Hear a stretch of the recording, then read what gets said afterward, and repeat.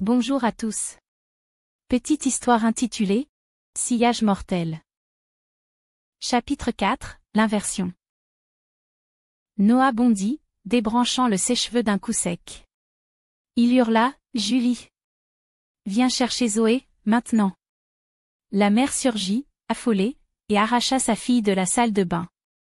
Le câble tomba dans la flaque au moment même où l'appareil émit une dernière étincelle. Ils étaient passés à 2 secondes de la catastrophe.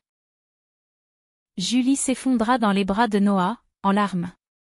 Lina, elle, restait figée. Quelque chose avait changé. La chaîne était brisée. Julie n'était pas morte. L'ordre venait d'être inversé. Et la mort n'aimait pas ça. Ils se rendirent dans une vieille bibliothèque municipale, guidés par une idée folle, peut-être que d'autres, avant eux, avaient vécu la même chose. Parmi des coupures de presse oubliées, ils découvrirent un article de 1987 sur un car scolaire ayant évité un éboulement grâce à une vision, puis un à un, les enfants avaient péri dans des accidents absurdes, dans un ordre précis. Une seule avait survécu, une fille nommée Clara Vanel, jamais retrouvée depuis. Noah tapa ce nom dans tous les moteurs de recherche. Rien.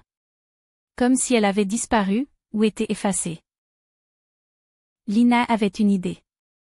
Et si on sauvait le suivant? Encore. Et encore. Jusqu'à tout casser. Noah hésita. Et si on ne fait que retarder? Julie se leva. J'ai une fille. Je préfère retarder que subir. Le prochain était Zoé. Mais ils avaient inversé l'ordre. Cela voulait dire que le suivant, c'était Lina. Elle pâlit, mais hocha la tête. Alors je veux le faire à ma façon. Pas en fuyant. En forçant la mort à rater. Le groupe se sépara pour la première fois. Noah et Julie surveillaient Zoé. Lina restait dans une chambre, seule, sous caméra. Minuit. La porte de la chambre claqua sans raison. Une bougie, posée loin, s'embrasa toute seule. La télévision s'alluma sur une image fixe, le pont où Ryan était tombé. Lina approcha lentement. Un miroir explosa dans la salle de bain. Elle recula, haletante, puis s'arrêta. Dans le reflet de l'écran, un visage se dessinait. Le sien, vidé de vie.